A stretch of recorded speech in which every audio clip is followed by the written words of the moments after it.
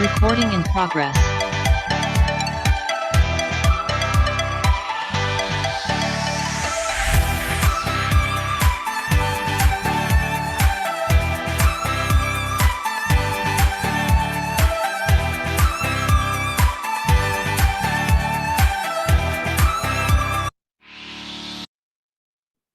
All right, so good evening everyone. So before I start, can I ask if naririnig po ako? Yes, sir. Ayan, thank you, Sir Richard. Okay, so let us remain in silence as we begin our program with an opening prayer.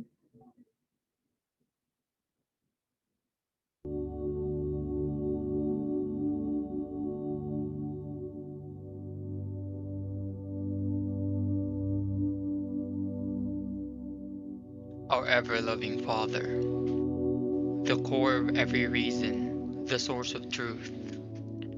You who made the earth and the heavens are the ultimate goal of every knowledge seekers, the infinite wisdom, the cause of all that is good. We are truly grateful for this opportunity to gather together as a community despite the challenges we face each day. Yet you remained and gave us strength to carry on the responsibilities of bearing intelligence and using them for better purposes. We now humbly ask you to join us in our endeavor to explore the wonders of life in the world for knowledge's sake, that in whatever we learn today, we become more grounded to you, who is truth, who is love.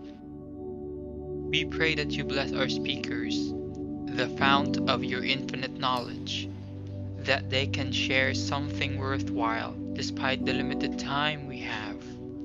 They can channel all they know and share to us the beauty and truth of living as your child.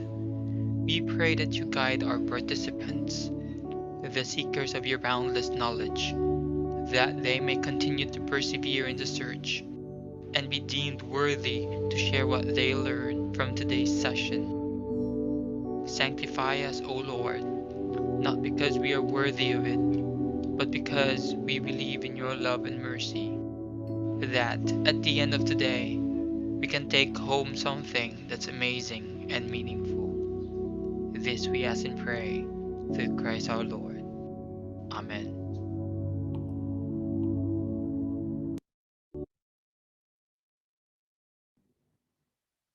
Beloved student, faculty members, coordinators, teachers of respected school and university, and to our invited resource speaker, a pleasant, cold, and rainy evening to everyone. My name is Professor Jefferson Marcelo from Taguig City. I am the ETCOR City Coordinator for Taguig Pateros and a full-time faculty and research coordinator at Taguig City. I welcome you all here at the day 3 of the ETCOR asking the right question, revisiting the crucial parts in conceptualizing a quantitative study. This event is an initiative of the ETCOR Educational Research Center under its advocacy project Sagip Mananaliksik for Everyone, which main aim is to help researchers, students, and professionals all over the country, especially during this time of pandemic. Also, the project Sagip Mananaliksik and its difference from the Sagip Mananaliksik for Everyone. Both projects have DepEd advisory, which is available in our Facebook page of the ETCOR.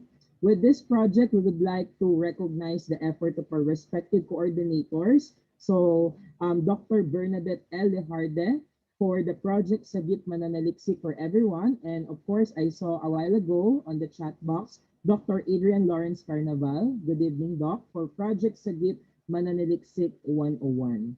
We would like also to acknowledge the presence of our beloved founder and head of the research consultant of the ETCOR, Dr. Richard D. Sanchez.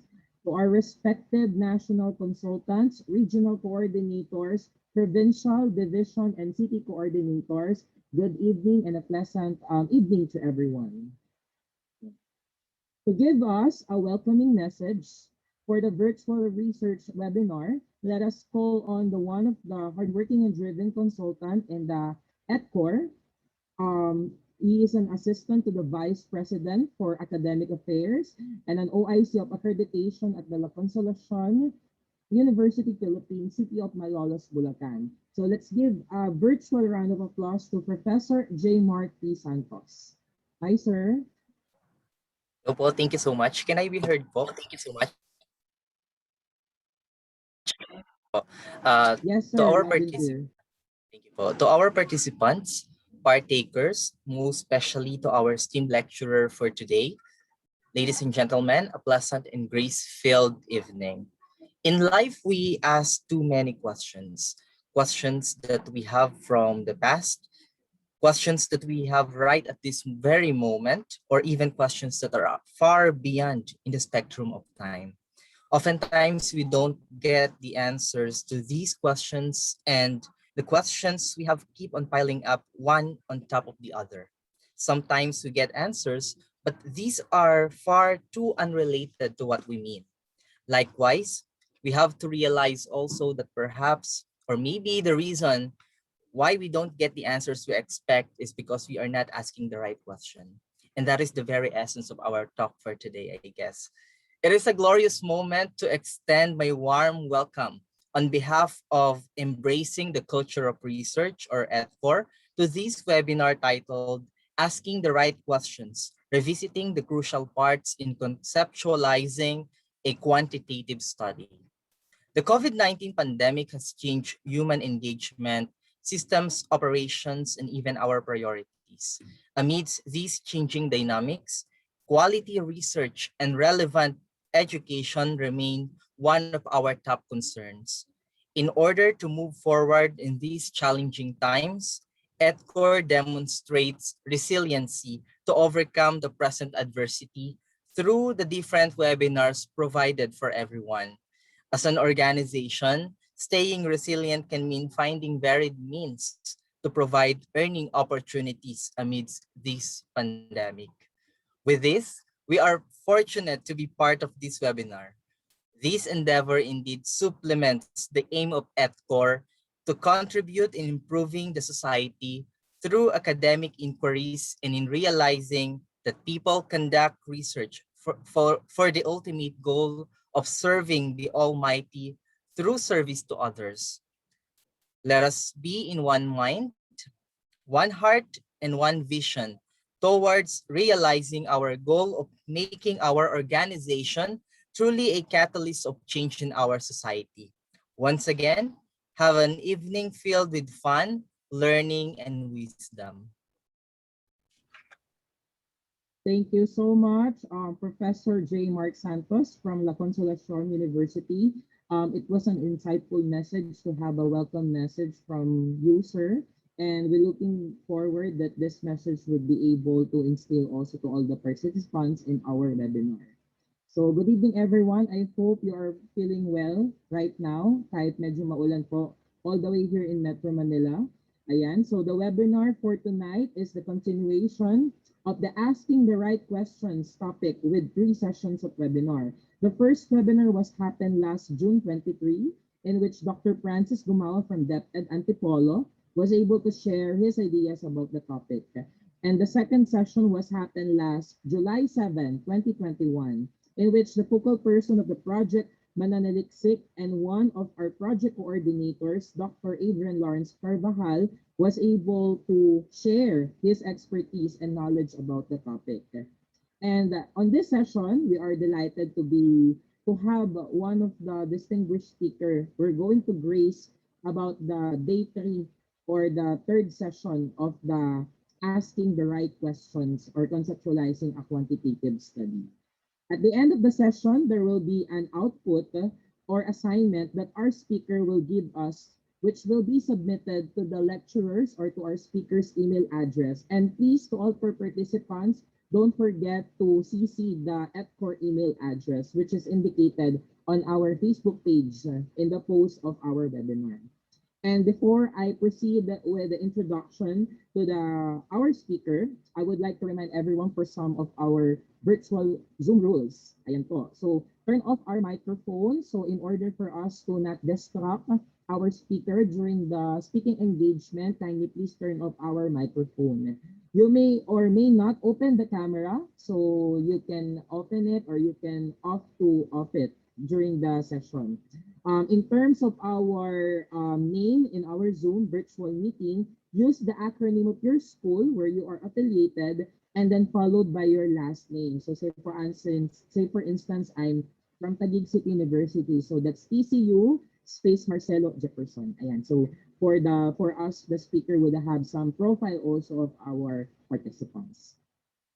And because of that, I will going now to proceed to the introduction of our distinguished resource speaker. Okay, so let's proceed to the introduction of our resource speaker. He is an awarded as excellent papers in 2018 International Conference of the Korean Society of Mathematics Education at the Seoul University, South Korea. He's been also a Regional Research Congress winner for oral presentation category, an outstanding math teacher for Master 2 category in the division of Cotabato, best in accounting during the 2016 mass training of senior high school for entrepreneurship subject for STEM subgroup, division champion for research mathematical modeling, division champion for research mathematical investigation. He has been also a member of various organizations here in the Philippines, an Association of Mathematics Educators in the Philippines, Division Master Teacher Association as Vice President, Ascendance Asia International Researchers Club as member, Division Research Appraisal Team as a member, Division Research Technical Working Group as a chairman, and of course, an ETCOR consultant. An active and passionate researcher, which is he was able to present several papers in a national and international research fora. His working experiences would able to give him recognition as one of the outstanding teacher in his region. Notre Dame of Midsayap as a part-time college instructor, Notre Dame of Libungan as a mathematics instructor, Dansalan College of Marawi as mathematics instructor, Southern Christian College as a mathematics instructor, University of Southern Mindanao as mathematics instructor.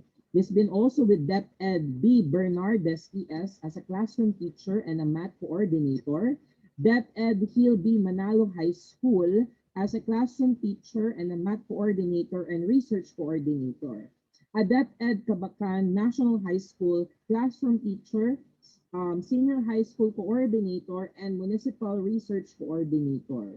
And he is now the DepEd or the Division Research Coordinator and statistician at the Department of Education Schools Division of Cotabato. Without further ado, may I present to you our distinguished research speaker for this evening, Dr. Oldric J. Licaros. Let's give him a virtual round of applause. Hi, Doc. Good evening po.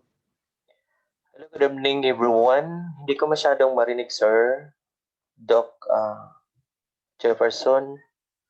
Yes, sir. Ko lang Am I sigurong i-open audible? yung aking video. The sharing po. Kasi baka sa internet connection.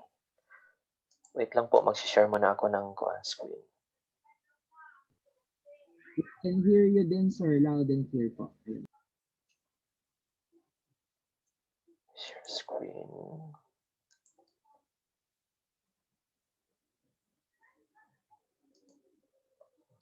Okay, makita, Doc Marcelo? Yes, Doc. We can see your presentation already in our screen. Okay, I will start. You may now proceed, sir. Thank you. Okay. My courtesy and respect to the team members of this activity, Professor Jefferson S. Marcelo of Taguig City University, our moderator, Professor J. Mark B. Santos of La Consolacion University, Philippines, Dr. Richard Ryan Villegas of National University, the ETCOR administrators and organizers headed by Dr. Richard Sanchez, Dr. Bernadette, and Dr. Adrian. A pleasant evening to everyone. This is now the day 3 of our theme, Asking the Right Questions, revisiting the crucial parts in conceptualizing a quantitative data. But before that, I would like to recognize also my companion in the division office, Dr. Jezebel Montes, one of the members of the technical working group or the research technical working group. I'll repeat, this is now the 3rd day of the theme or discussing our theme, Asking the Right Questions, revisiting the crucial parts in conceptualizing a quantitative data. Let me start with a verse coming from the 2 Chronicles 7 or chapter 7 verse 14. It says, "If my people who are called by my name shall humble themselves and pray and seek my face and turn from their wicked ways, then will I hear from heaven and will forgive their sin and will heal their land." Now we cannot deny the fact that the COVID-19 or the pandemic affected in all systems, and one of these systems is the educational system. Siguro no our different institutions, both private and public, there is no what we call no exact substitute for face-to-face learning education. And hopefully by next year, there is a healing of this problem in our educational system. Okay. Let me share to you our practices in our division office. We will have the team for the technical working groups or group for the SBAR, specifically for school-based action researches. So these are the team or the members of the team. We have also the panel of members of the panel. And we have also the presentation. Ayan. So we have also one-on-one. Okay. Ayan. If you can see, yun, meron kaming one-on-one. Ayan. So we divided the members of the team for the pair or for coaching and mentoring. Ayan. Okay. So those are our practices in our division, and we will be doing that one. It might be 5 times a month or once a week. So it depends upon the call. These are the objectives that are included in my discussion. First, illustrates and explains the conceptual framework. Second, defines terms used in a study. Third, lists a research hypothesis if appropriate. The fourth,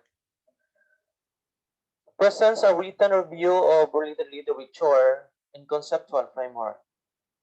We'll start it with conceptual framework. Okay. Now, this is the first definition. It is a map or diagram representing simple or complex relationship or connections between variables of the research study.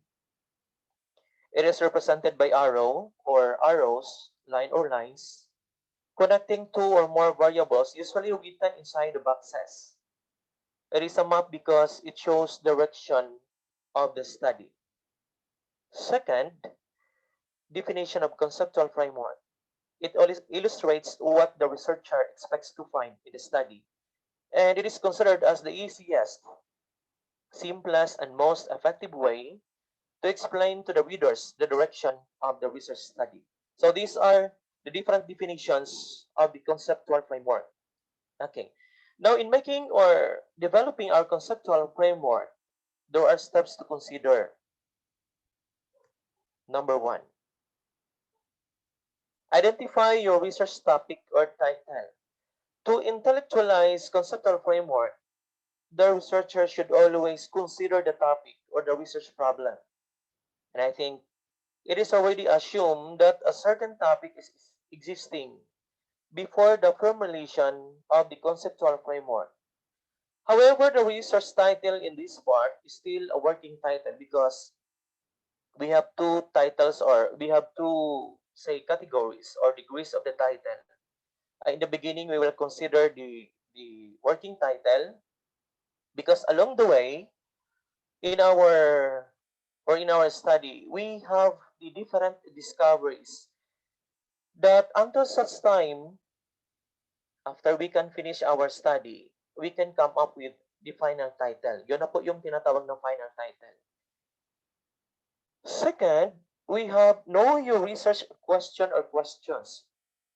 Now, research question is very vital because variables like independent variable, dependent variable are mentioned.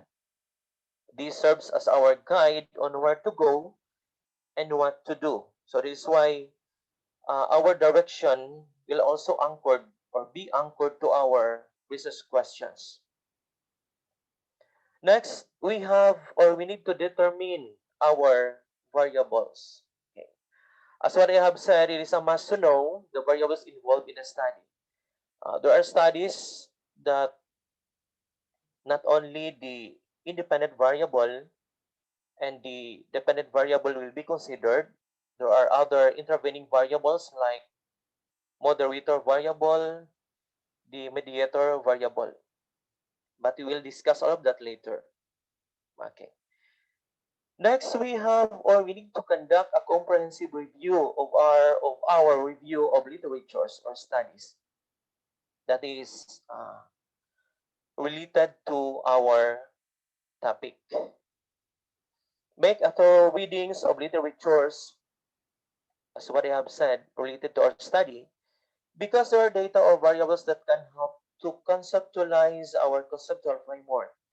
Actually, in my dissertation, my advisor required me to have at least or readings of at least 100 literatures related to my topic. Kaya during my study, medyo matagal dahil sobra ang mga literatures, mga articles, mga journals ang gisan ng aking advisor for me to read.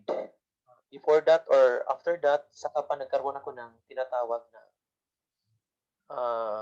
title defense. Okay. Before that, kailangan talagang mayroon tayong prior knowledge with respect to our study. Then, after that, it is our time to create our conceptual framework. Okay. So, itong apat, no? Ito na ang ating conceptual framework. Okay. But sometimes, we need to consider, wait lang, bakit nag-diretso?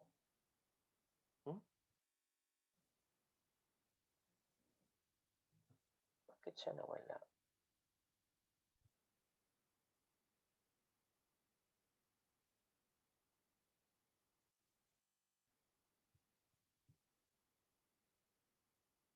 Sandali lang. Baka parang natalang itong isa. Okay. Sige.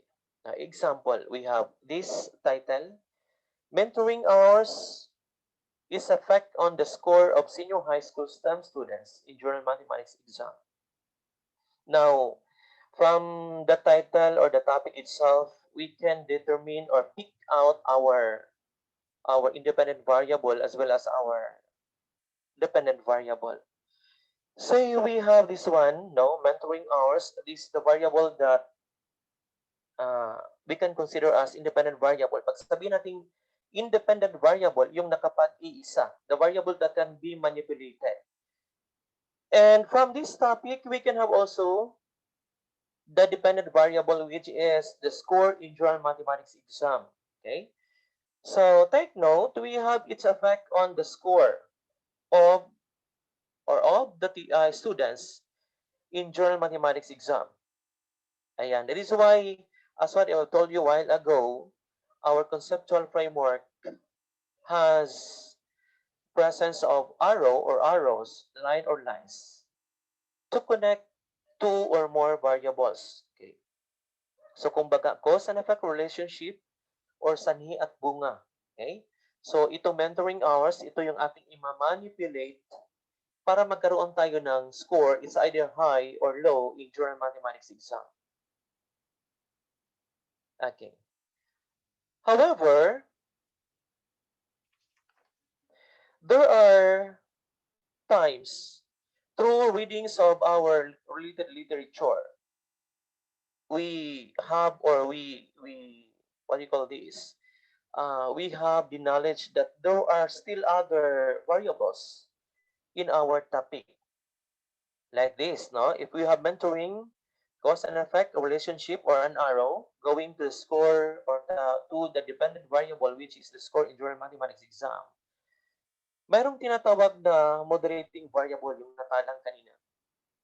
So, moderating variable moderates our independent variable. So, for example, our moderating variable is IQ.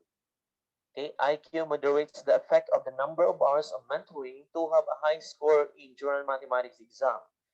That means the higher the IQ, the fewer the number of mentoring hours to get high score in general mathematics exam. So pag mapapansin natin, pag ang bata ay may low IQ, medyo damihan natin yung mentoring hours para magkaroon ng high score in general mathematics exam. So this is why this IQ is our moderator variable representing for mod V or yes, moderator variable. However, mayroon tayong tinatawag na mediator variable or the med V. Variable that links between the independent variable and the dependent variable. It helps explain how or why the enter or independent variable affects the dependent variable. So ito yung tumutukoy at nag-i-influence sa ating dependent variable. Based on our topic kanina, no, mag-stick tayo sa ating topic. Mentoring hours is effect on the score of senior high school STEM students in general mathematics exam. Okay, so we have now the independent variable, which is mentoring hours, then the dependent variable, which is the score in general mathematics exam. Talking about the mediator variable, say, nakikita natin sa ating review of related literature. During the mentoring or during or in mathematics subjects, there are those problems or practice problems that are considered to be solved. Now take note, in mediator variable, number of practice problems solved.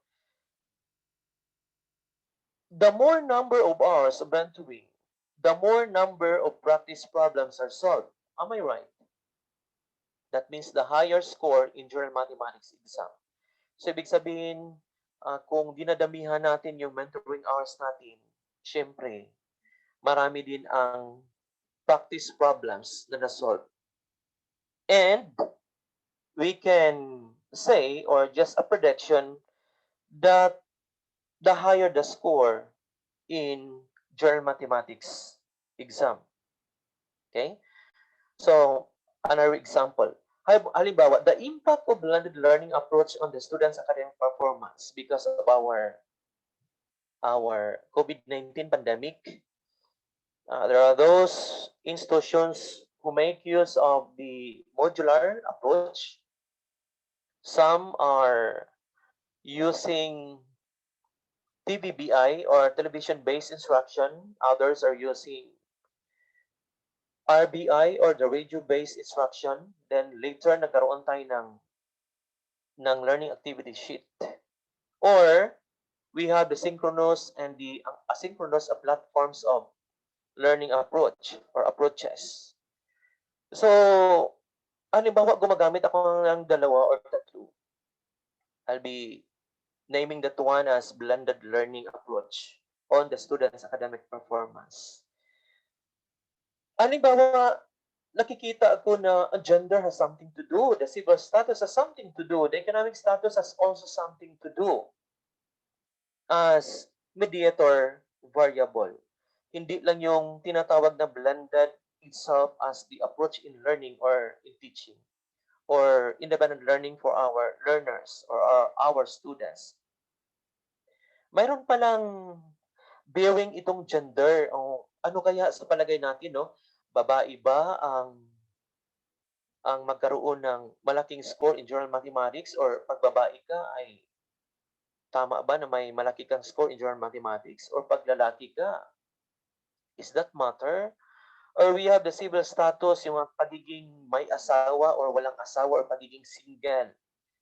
Masasabi ba natin na ang single ay is a good predictor as to say na ang score in general mathematics exam ay malaki?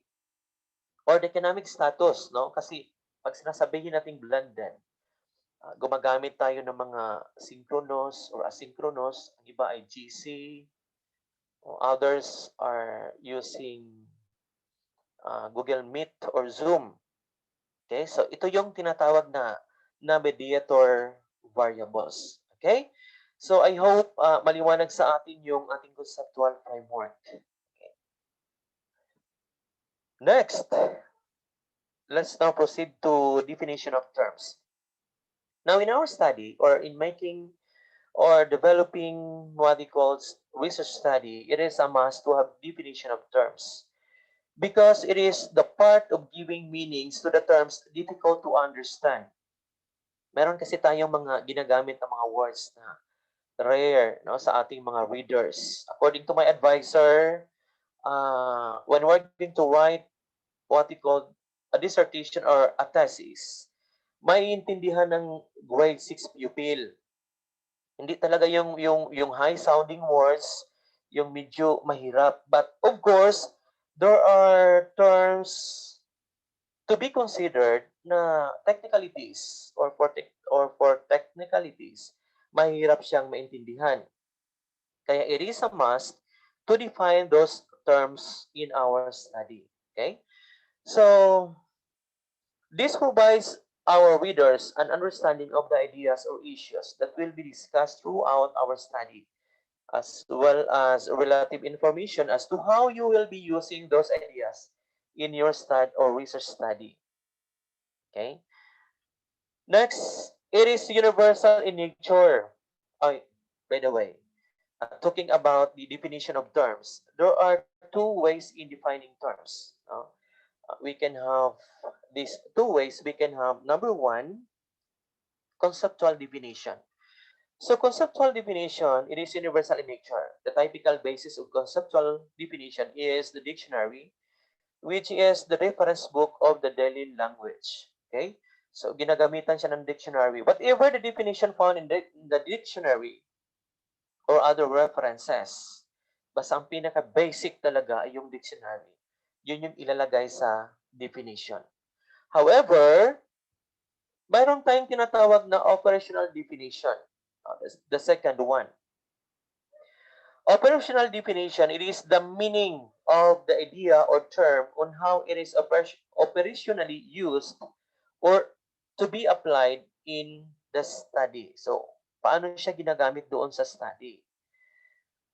An operational definition speaks how to capture, like identify, generate, measure, evaluate, etc., the importance of the concept in our study. Okay. Halimbawa, magbigay ko ng example na very simple. Halimbawa, itong word na respondents or respondent. According to the conceptual definition, it is the population to be considered in the study. However, in operational definition, sabihin natin yung aking topic kanina na binigay.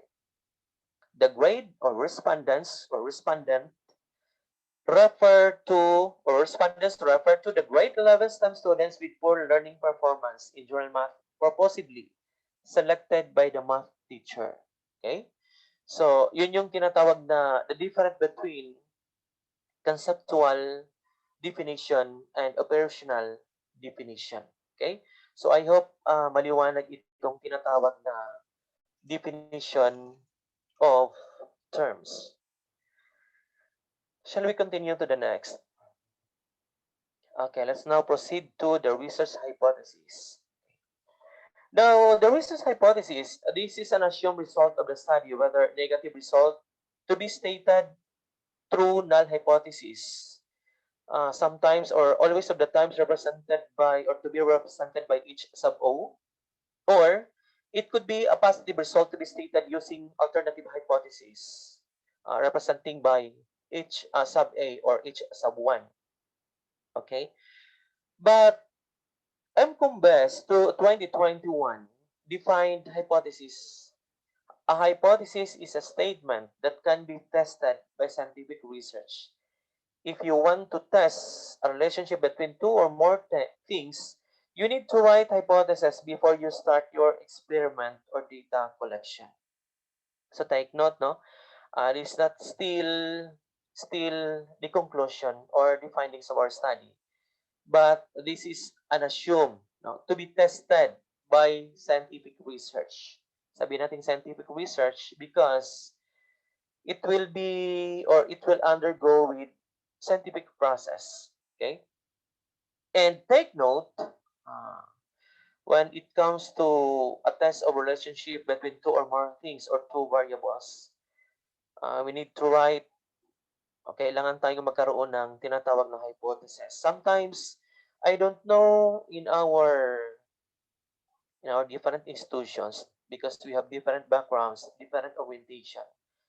Ano ba talaga ang minimum or maximum numbers of research questions? Because itong research hypothesis, pag sabihin natin using yung differences, relationship, mayroon tayong kaakibat na tinatawag na hypothesis. Okay? So, unlike sa level, no, mga level of awareness, wala siyang kaakibat. So, pagtingin pa lang natin sa ating research questions, alam na natin kung paano natin i-state ang ating hypothesis. Okay? Now, ayan. A hypothesis tells your prediction about what your research study will find. So, ito yung nagpa-predict. Ito yung nag-a-assume. Ano ba talagang mangyari? It could be positive or it could be negative or it could be the opposite of our research question or it could be parallel to our research question. It is a tentative response to your research question that has not yet been tested. Kaya nga, ito yung prediction natin kasi hindi pa siya na-test. The hypothesis, ayan. Okay. Before that, the hypothesis or hypothesis could be directional or have no direction. Sometimes, kasi nagde-depend ito sa research question. Halimbawa, no? Ito, directional. Do physical exercise decrease the weight of the senior high school teachers? Pag sabihin natin decrease, improve, increase, lessen, diminish, mga directional hypothesis ang pwede nating makikreate based on the research question. So, ang ating null. Kasi ang ating null ay opposite doon sa ating research question. So, paano ito i-state? Ganito. Physical exercises increase the weight of the senior high school teachers. Okay? No direction. Ito yung halimbawa natin. Okay. Is there a relationship between gender and absenteeism? Okay? Take note, talking about relationship between two variables. Ito yung ating null. There is no significant relationship between gender and absenteeism. Pag magre-require ang ating advisor or ang panel ng alternative, siyempre kabaliktaran ito ng ating null, no? There is no significant relationship. Siyempre, sasabihin natin sa ating alternative, there is a significant relationship between gender and absenteeism.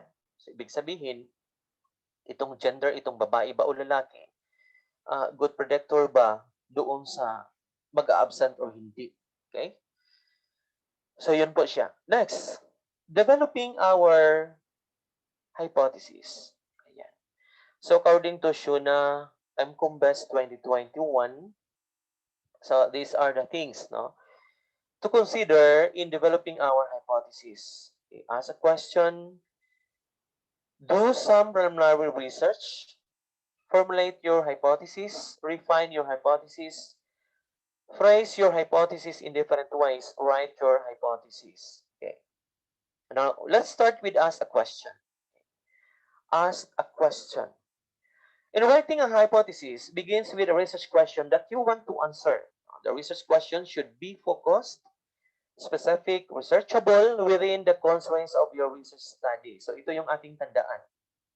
Now, example. Do senior high school STEM students who attend more hours of...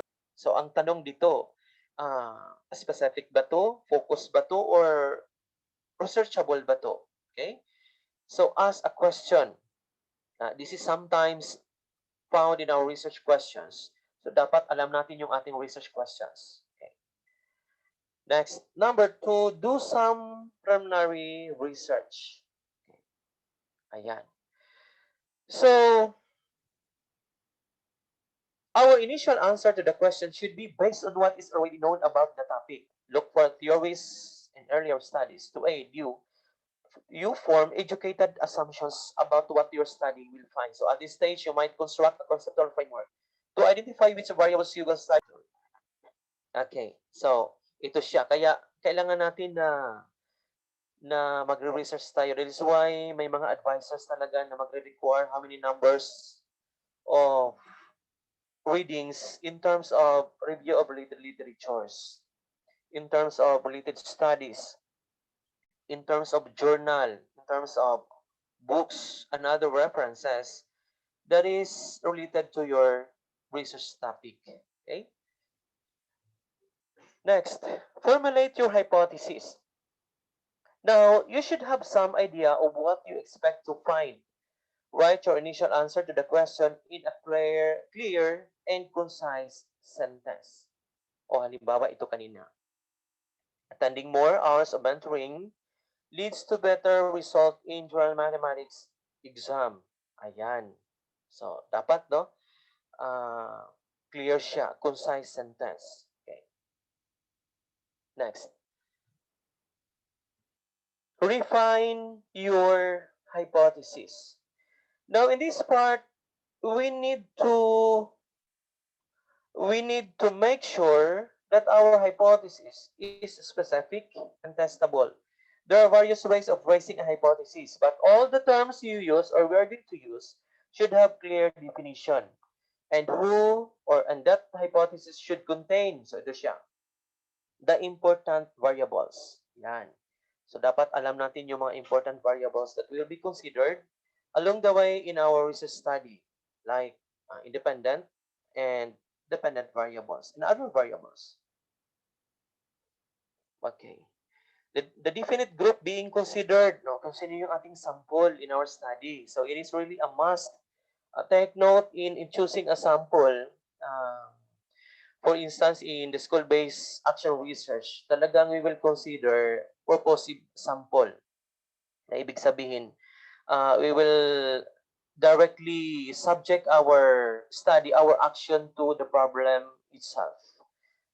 So, i-consider natin yung scope, yung ating o gaano ba kadami yung ating sample. And this sample ba could represent the total population? If not, maraming paraan, no? We can consider the Slovene formula or whatsoever. Ang daming paraan to look for or to consider our definite group, our definite sample. Okay? Next, the predicted result of the experiment or analysis. Kaya yung ating hypothesis ay magpapredict talaga kung ano ba talaga yung ating prediction, whether it is negative or positive. Okay. Yan. Next is phrase your hypothesis in different ways. So after refine your hypothesis, kailangan pa pala itong i-phrase. I would like to introduce to you the 3 ways in phrasing our hypothesis. Okay? So unang-una, to identify the variable, you can write a simple prediction in if-then form. No? If-then. The first part of the sentence states the independent variable, and the second part states the dependent variable. For example, ganito. If, talking about our topic kanina, hindi ko po pinalitan. If senior high school STEM students start attending more hours of mentoring, then their general mathematics exam scores will improve. Okay? Take note, our independent variable is the hours of mentoring, and our dependent variable will be the score, no? The general mathematics exam score. So, our hypothesis in logic will be if senior high school STEM students start attending more hours of mentoring, and our assumed solution will be the general mathematics exam scores will improve. Okay. However, in academic research, hypotheses are more commonly phrased in terms of correlation or effects, where you directly state the predicted relationship between the variables. For instance, like this. The number of hours of mentoring attended by senior high school STEM students has positive effect on their general mathematics exam scores. Okay? So take note, there is what we call a predicted relationship between variables, between mentoring hours and the general mathematics exam scores. Okay? Next, if you are comparing two groups, no? For instance, we need to state our hypothesis in by using or by comparing two groups. The hypothesis can state what difference you expect to find between them, like, see for instance, okay. Halimbawa ganito, senior high school STEM students who attended most number of hours of mentoring will have better general mathematics exam scores than those who attended few hours of mentoring. Yan. So we are comparing the groups of the STEM students who are attended the most number of hours in terms of mentoring, and those students who attended few hours of mentoring. Okay? So that is a comparison between the two groups.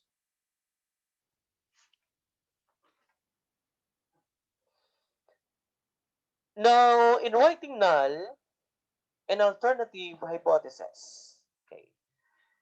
So, if your research involves statistical hypothesis testing, you will also have to write a null hypothesis. And the null hypothesis is the default position. Take note. It could be an opposite position or default position that there is no association between the variables. The null hypothesis kanina sinasabi ko, it could be written or ang symbol na ginagamit is H sub O, while the alternative is denoted sometimes in H sub 1 or H sub A. Kaya, ito po ang ating halimbawa, no? H sub O.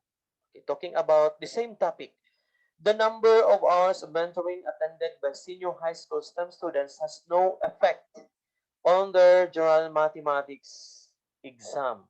Take note, our null hypothesis or null hypothesis is to be stated like this: has no effect on their general mathematics exam scores. Take note, this is a default position in our research question kanina, that number of hours of mentoring will improve on the general mathematics exam scores of the senior high school STEM students. How about in terms of alternative hypothesis? So it is stated like this: the number of hours of mentoring attended by the senior high school STEM students has a positive effect on their general mathematics exam scores. Ayan po yung ating alternative. So ating alternative is always parallel or consistent in our research statement or research question. Ayan. Now we have the hypothesis checklist according to Kendra Cherry 2020. Before we'll be coming up with a specific hypothesis, we need to spend some time doing background research. Kanina yung sinasabi natin. Once we have completed a literature review, start thinking about potential questions na sinasabi natin kanina that we still have. No, we need to pay attention to the discussion section in the journal or articles that we are about to read. Now, many authors will suggest questions that still need to be explored. Kaya, mayroon tayong checklist according to Kendra Cherry 2020. Ayan. Okay. So, ito yung checklist natin. Does your hypothesis focus on something that you can actually test? O kanina, testable, no? Tama? Does your hypothesis include both an independent and independent variables? Tama pa rin. it will agree with our uh, statement or our different point of view in different ways in making or refining, in formulating our hypothesis rather. Okay. Next, we have, can you manipulate the variables? So in terms of manipulating the variables, we have our independent variable to be manipulated that is or has an effect to our dependent variable. So ang ating pagalawin ang ating independent variable. Can your hypothesis be tested without violating ethical standards? Ayan. So, this is very important. This is part in our study that ethical standards should be considered.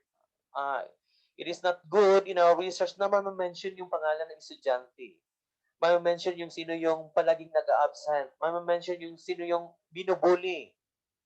Ma-mention yung sino yung may depression because it is out of or violating the ethical standard of research. Yan.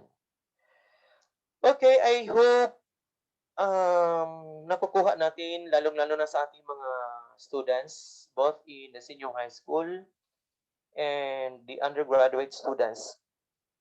I know that our research consultants are ready and willing to help me during the question and answer portion of this discussion. Let's now proceed with review of related literature. Actually, I only have a very few in the review of literature. How many times natin binalik-balik to kanina? This is very important in our study. Why? Because there are things that we need to consider and there are data or variables or other information, findings, and other part of the study that we can grasp or we can get and useful, vital in our study. Okay? So according to Andros, Andros 2020 Review of Literature, it could be a comprehensive summary of past research on a subject. It overviews insightful articles, books, and other sources or important sources to a specific range of study. The review ought to list, portray, summarize, dispassionately assess, and clarify the past investigation. It ought to allow a theoretical base for the research and assist you or the author decide the nature of or the author's investigation. So, talagang masyadong vital itong related literature. But there are those studies that literatures which are not considered or which are not related. Sometimes, no, nagpasalak lang po tayo na maglalagay ng literatures where in fact hindi natin makikita ang kanyang connectivity sa ating study. In our physical body, if mayroon tayong kinakain na hindi siya gamit ng ating katawan, it is a need na ilalabas. Through pawis, itatain natin, ilalabas natin sa ating katawan para maging hindi tayo mapupoison. No? So sometimes our literatures that we included or we are going to include or we included in our study are not related to our study. This is why it is a must to delete those literatures because they are extraneous and not vital in our study. Okay? Ayan. In writing the literature review, the purpose is to convey the reader what knowledge and ideas have been established on a topic and what their strengths and weaknesses are. So this is why may mga study na nag-a-affirm sa ating topic. Mayroon namang study that are contradicting or studies that are contradicting to our topic. That is why ating i-establish ang tinatawag na research gap.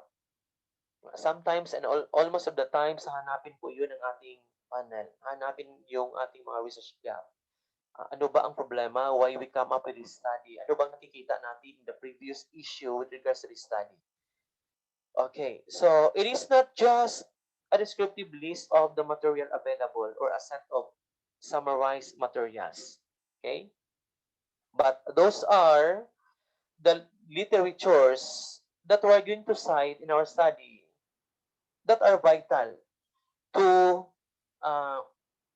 to support our study, because the purpose of literature, in our review of literature, we can use that one in our result and discussion. So pag makikita natin sa ating result and discussion na itong aking literature ay gamit doon sa ating result and discussion that can affirm or pwede siyang sasabihin contradiction, pwede nating isa-side doon. But actually, we are the actors and actresses in our study. Ang ating literatures ay only back up. Sometimes ating panel ay magre-require kung how many literatures ang ating i-include sa ating study, no? Sometimes iba kailangan daw may 20, may 50, but I do not know in our respective institutions kung saan tayo nakagraduate dahil iba-iba yung ating orientation. Okay?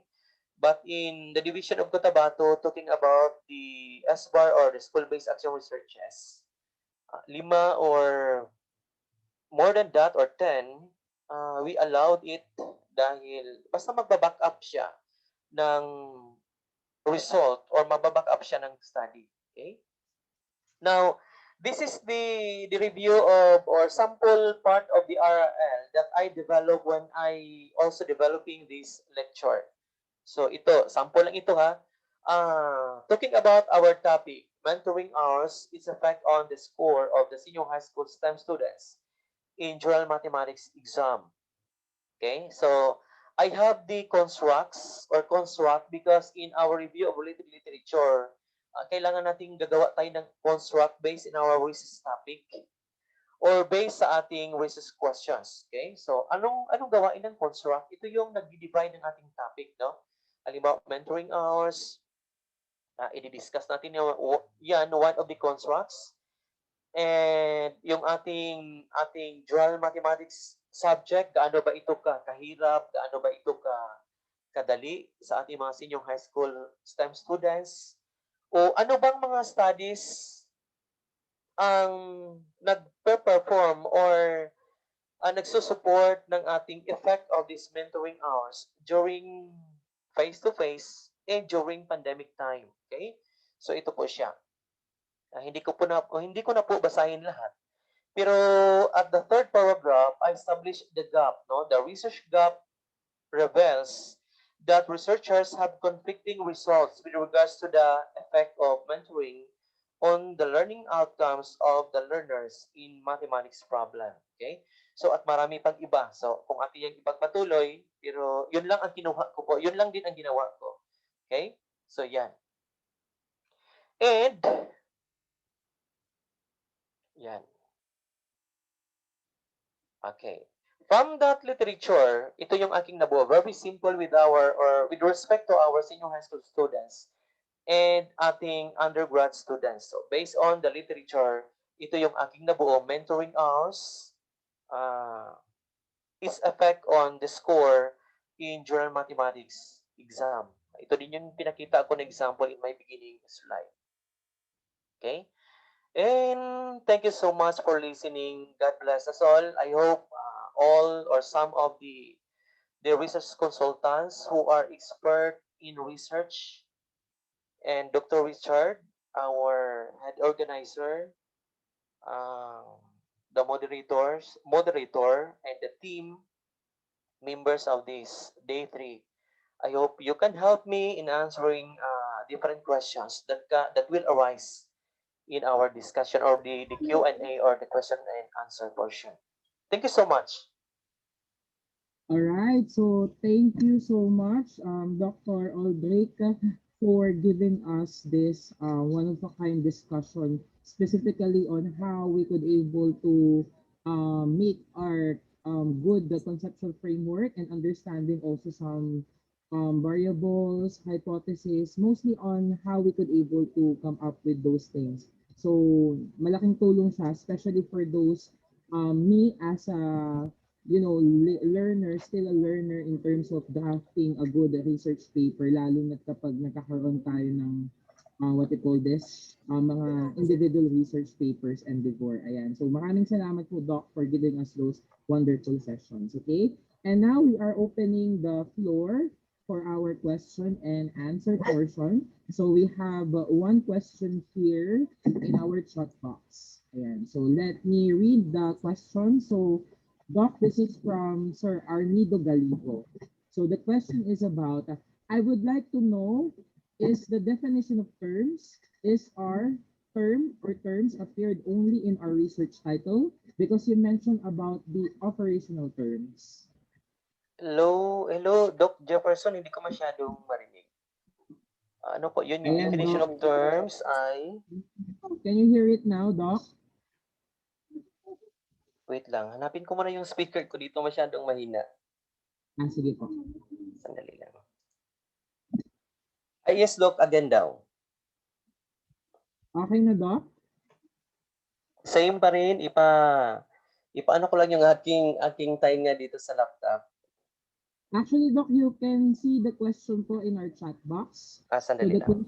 From... I-exit ko muna yung aking slide, ha? Okay, Doc. Sige po.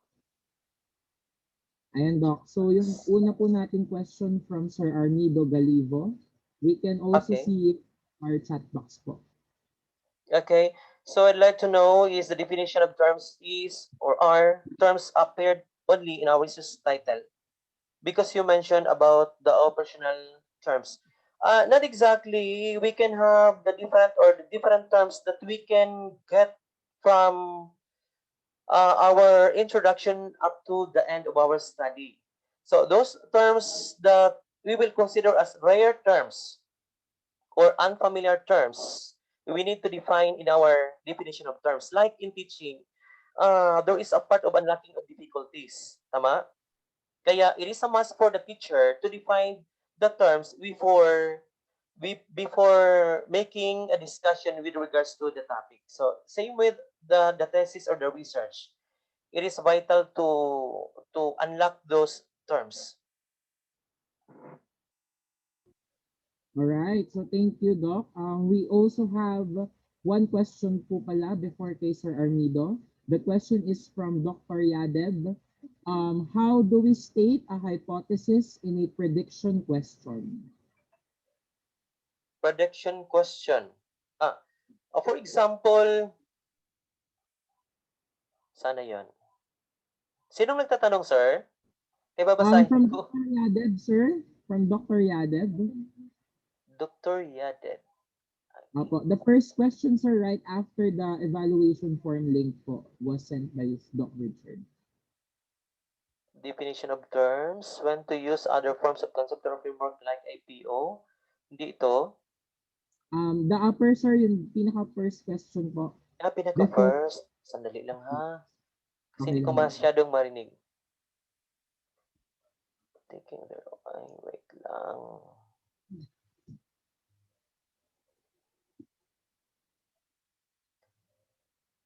Hindi ko talaga nakikita. Pasensya kayo, baka yung aking internet connection. Sir, ulitin mo daw, sir. Ulitin mo daw yung tanong, Doc Marcelo. I'll write na lang, Doc, the question here in my PowerPoint. Wait lang po. Yeah, sige daw. Wait lang po.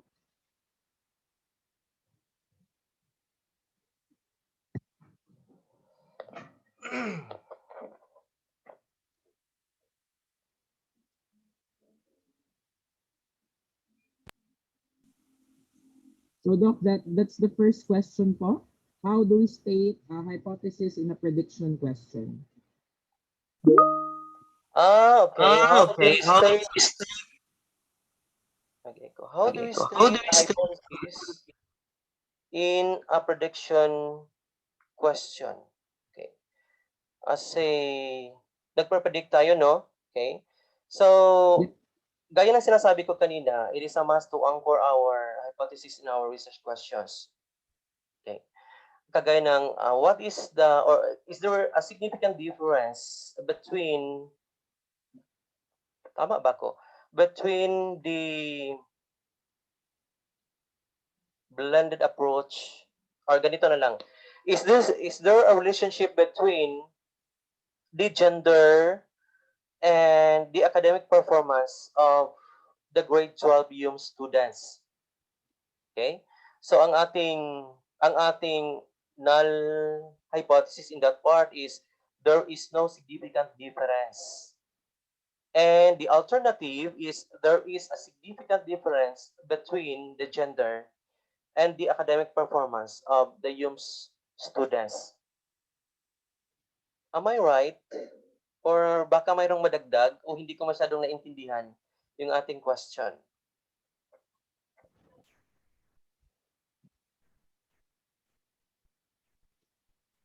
Ayan. So actually, sir, the question is from Dr. Yadev.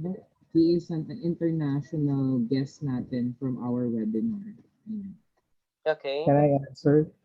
Yes, yes, Doc. Thank you so much. Baka may sagot ka, Doc. Hello, sir. Yes. Yes. I would like to answer about the prediction question. Yep. If we are going to write a prediction question answering a particular a hypothesis, let's go back to the framework about the ano pala yung independent variable mo kanina, sir? Mentoring hours. Yung mentoring hours, and then the dependent variable is the mathematics exam score. Yep. Mathematics exam or the score in mathematics exam. Okay, if we're going to make a prediction question, since that's a simple linear regression or a test of relationship, it could be written or reflected as, does mentoring R significantly predict the mathematics score of the students? Yeah, okay. That's how to state a prediction question. Okay, thank you so much, Doc Glenn. Okay, sir.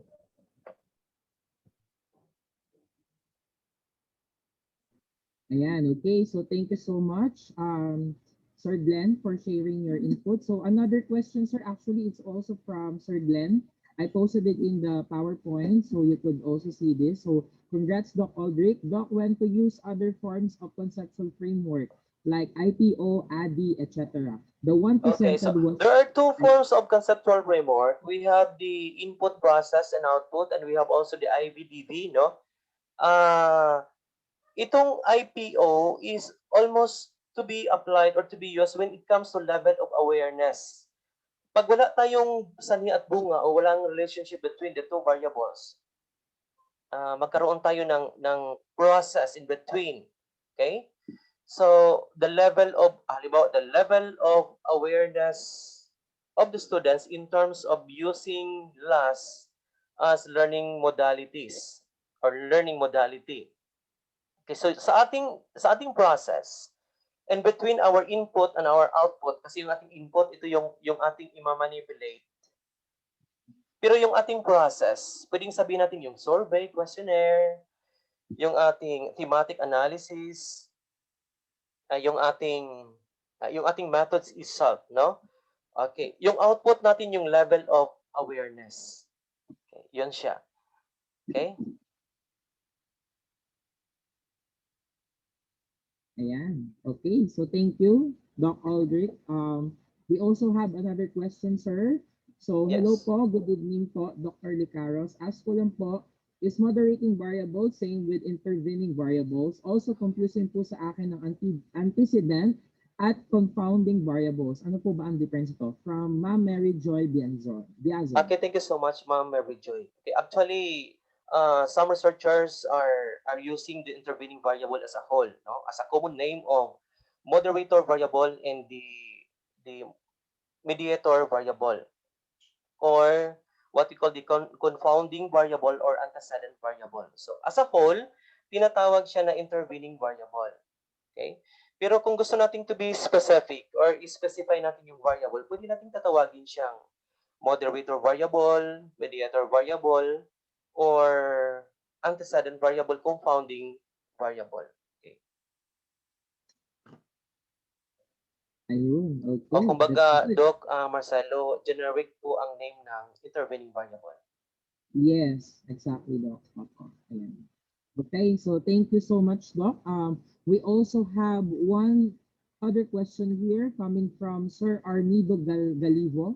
So I posted it, sir. How can you differentiate a conceptual framework not theoretical, and how they use it. Ayan. Okay.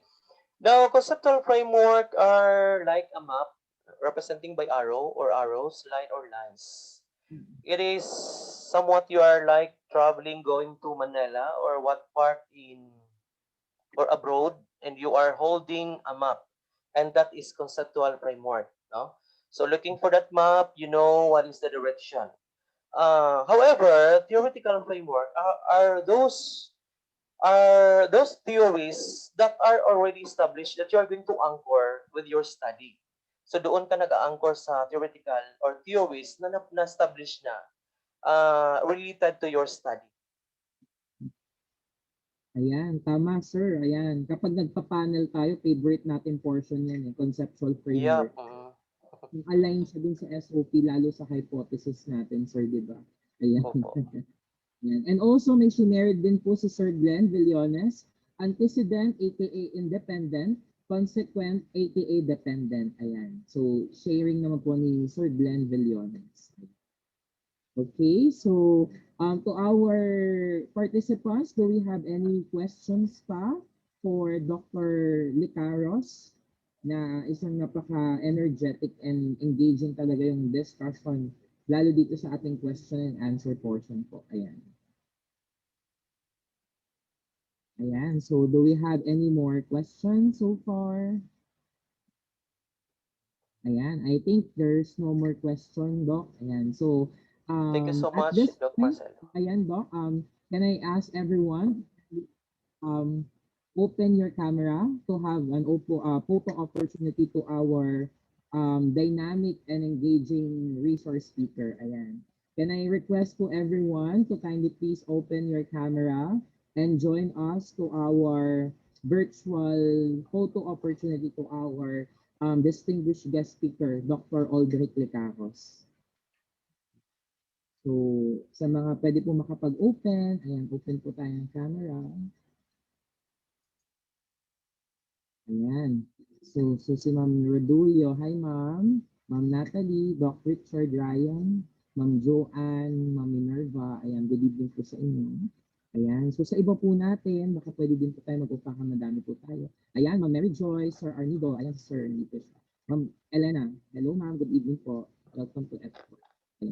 I think we can now take our photos. So at the count of 1, 2, 3, virtual smile po tayo. So 1, 2, 3, virtual smile. Ayan, so we have 2 panels po. Let me just, ayan, so 1, 2, 3, smile po. Ayan. Alright. Okay. So let me just record yung, I'll share my screen again.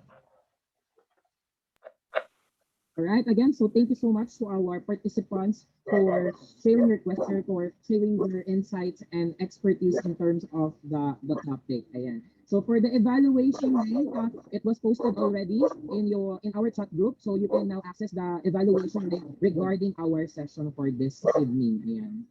So sorry po yung aso ko, medyo nag-ano lang. Alright, so at this juncture, let me award the certificate of appreciation to our speaker for this wonderful session.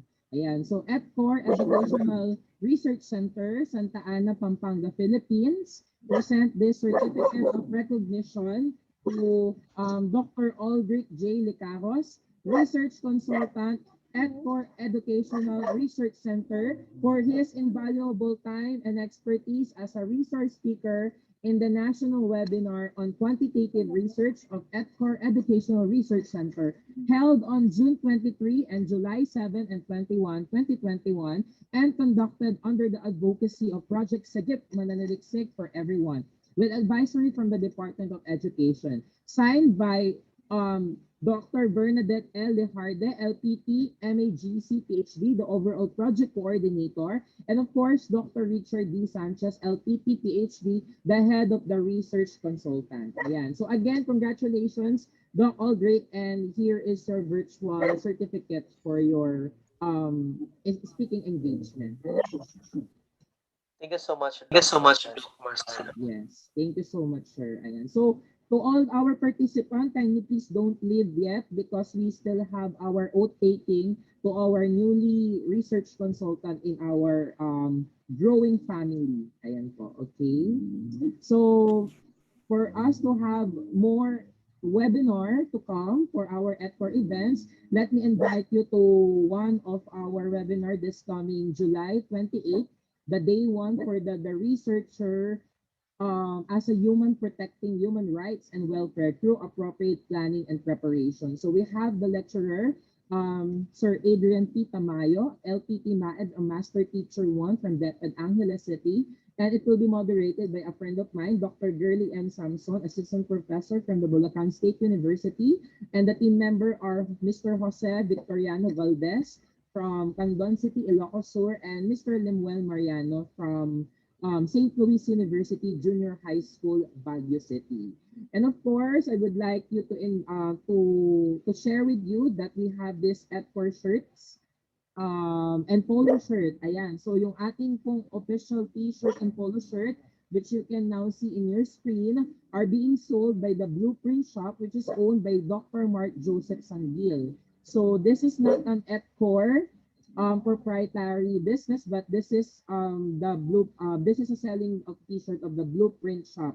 We are only a beneficiary of certain percentage of the sales, but it doesn't mean interested customers should contact Dr. Sanggil through his contact number, which can be found in our ETCOR FB page.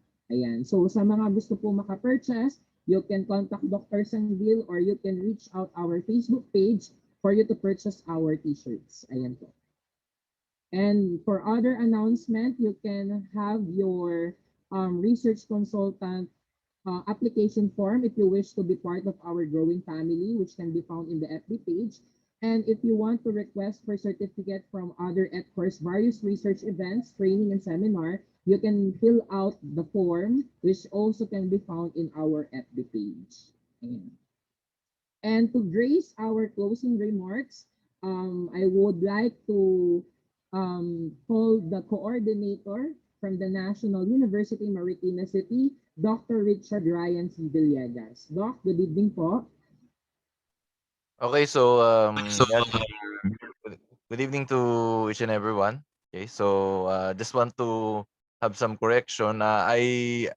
Of course, I live in Marikina, but of course, National University is obviously in Manila.